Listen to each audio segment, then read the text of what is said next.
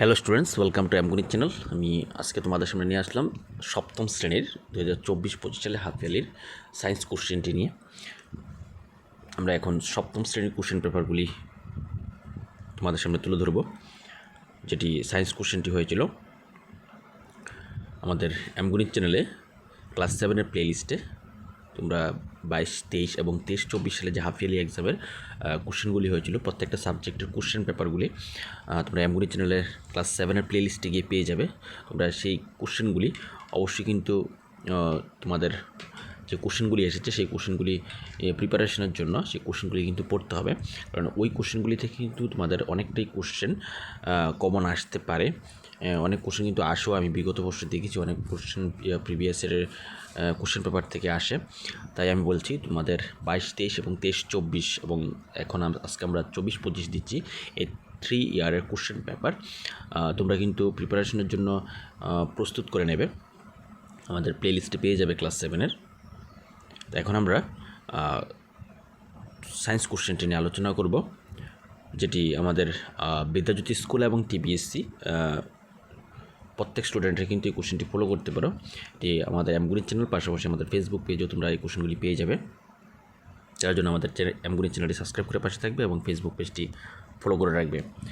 তো চলো শুরু করতে যাচ্ছি। আমাদের প্রথমেই একটা দেখতে পাচ্ছি প্যাসেজ দেওয়া আছে, অনুচ্ছেদ 10 নম্বরের একটি অনুচ্ছেদ দেওয়া হয়েছে।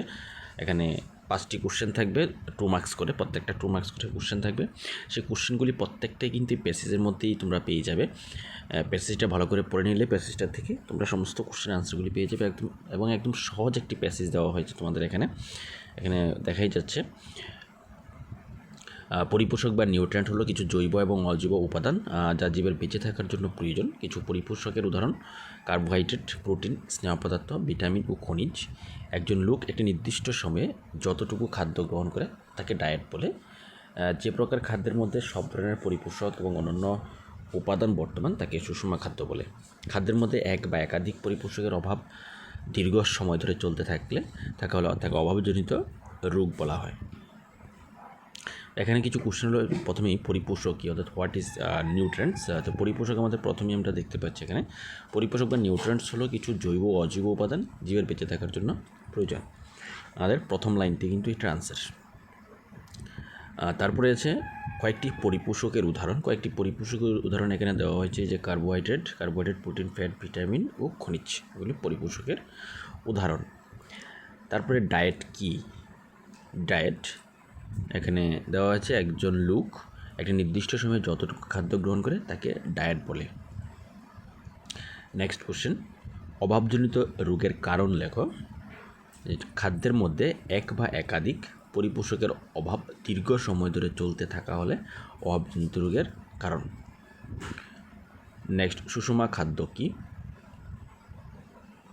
সুষম খাদ্য যে প্রকার খাদ্যের মধ্যে সব ধরনের পরিপোষক এবং অন্যান্য উপাদান বর্তমান তাকে সুষম খাদ্য বলে। এগুলো আমাদের প্যাসেজটি, এখানে প্রত্যেকটা কোশ্চেন 2 মার্কস করে, 10 নম্বর। তারপরে খ বিভাগের মধ্যে আছে 35 মার্কসের কোশ্চেন।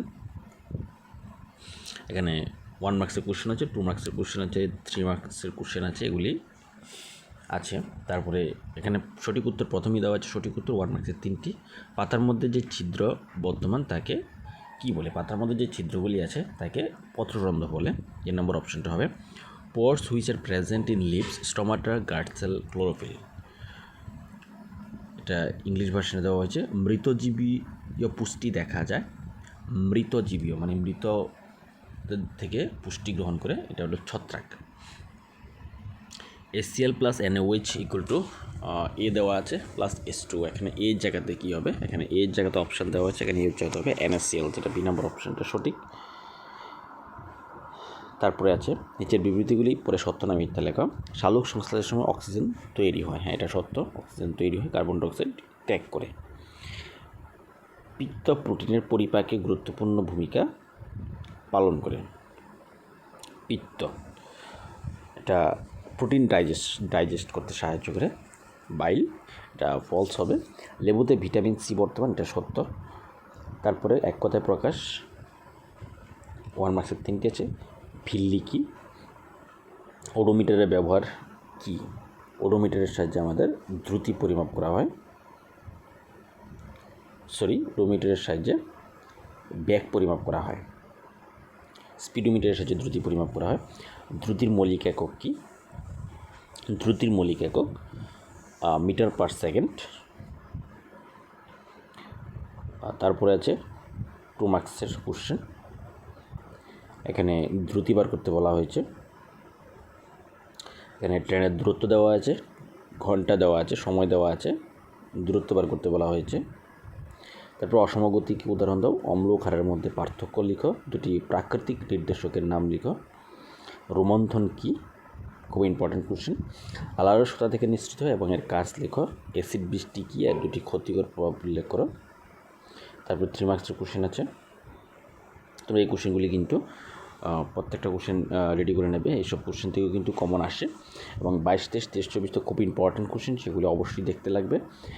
এবং এই কোশ্চেনগুলি আমাদের প্লেলিস্টে ক্লাস 7-এর আমাদের এমগণিত চ্যানেলে প্লেলিস্টে গিয়ে ক্লাস 7-এর মধ্যে তোমরা পেয়ে যাবে কোশ্চেনগুলি।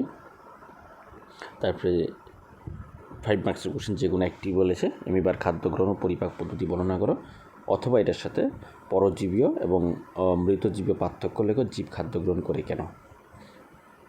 তারপরে আছে গ্রুপ সি এর মধ্যে, এখানে 1 মার্কসের কোশ্চেন আছে, দুটি এমসিকিউ। 30 ডিগ্রি সেন্টিগ্রেড তাপমাত্রা 1 লিটার জলের সঙ্গে 50 ডিগ্রি তাপমাত্রার 1 লিটার জল মেশানো হলে মিশ্রণের তাপমাত্রা কত হবে?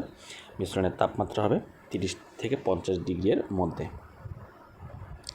নিচের কোনটি বনজ সম্পদ নয়? বনের সম্পদ নয় কোনটি? কেরোসিন হবে বনজ সম্পদ নয়। তারপর শূন্যস্থান পূরণ। পচনশীল পাতা এবং প্রাণীর বর্জ্য পদার্থ বনে ঢ্যাস বৃদ্ধি করে। কোনো বস্তুর তাপীয় অবস্থা নির্ণীত হয় ঢ্যাস দ্বারা। তারপরে আছে কি সত্য মিথ্যা? নাইট্রিক অ্যাসিড লাল লিটমাসকে নীল করে, সত্য না মিথ্যা? তারপরে পাতা থেকে সার তৈরি করা একটি ভৌত পরিবর্তন, সত্য না মিথ্যা বলতে বলা হয়েছে। তারপর আছে 2 মার্কসের 5টি কোশ্চেন, এগুলি তোমরা খুব, এখানে 2 মার্কসের কোশ্চেনগুলি খুব ইজি এসেছে, তোমরা দেখে নিলে পারবে। তারপর 3 মার্কসের কোশ্চেন আছে আমাদের বন সংরক্ষণের 3টি প্রয়োজনীয়তা। এই যে কোনগুলি ভৌত পরিবর্তন, কোনগুলি রাসায়নিক পরিবর্তন। এখানে বরফের গলন, এটা ভৌত না রাসায়নিক পরিবর্তন হবে। আমরা জানি বরফের গলন ভৌত পরিবর্তন, খাদ্যের পরিপাক রাসায়নিক পরিবর্তন, কয়লার দহন এটি রাসায়নিক পরিবর্তন। তারপরে আছে ল্যাবরেটরি থার্মোমিটার, ক্লিনিক্যাল থার্মোমিটারের মধ্যে সাদৃশ্য এবং বৈসাদৃশ্য অর্থাৎ পার্থক্য লিখতে বলেছে এবং কিছু সাদৃশ্য লিখতে বলা হয়েছে। এখানে একটি শিম্বগোত্রী উদ্ভিদ দেওয়া আছে এবং মূলে রাইজোবিয়াম দেওয়া আছে। চিত্রে কোন ধরনের সম্পর্ক দেখা যায় উভয় জীবের মধ্যে? উভয় জীবের মধ্যে কী ধরনের সম্পর্ক দেখা যায় এখানে বলতে বলা হয়েছে। এখানে সিমোবায়োটিক রিলেশনশিপ দেখা যায়। মিথজীবিতা কীভাবে উভয় জীব একে অপরকে উপকৃত করে, তারা একে অপরকে কীভাবে আমরা সাহায্য করছে, এটা লিখতে বলা হয়েছে। তারপর 5 মার্কসের 2টি কোশ্চেন, যে কোনো একটি আনসার করতে হবে। এখানে যে কোনো 3টি দেওয়া আছে, যে কোনো 2টি আনসার করতে হবে 5 মার্কসের। এই হলো আমাদের ক্লাস 7-এর 24-25 সালে যে হাফ ইয়ারলি কোশ্চেনটি হয়েছিল, সেই কোশ্চেনটি তোমাদের সামনে তুলে ধরলাম।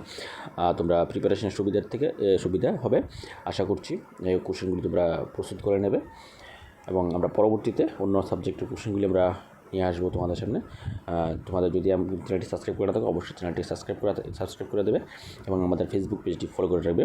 পরবর্তী কোশ্চেন আমরা নিয়ে আসছি খুব শীঘ্রই, তার জন্য তোমরা দেখতে থাকবে আমাদের চ্যানেলটি এবং কেমন লাগে অবশ্যই কমেন্টে জানাবে। Thank you.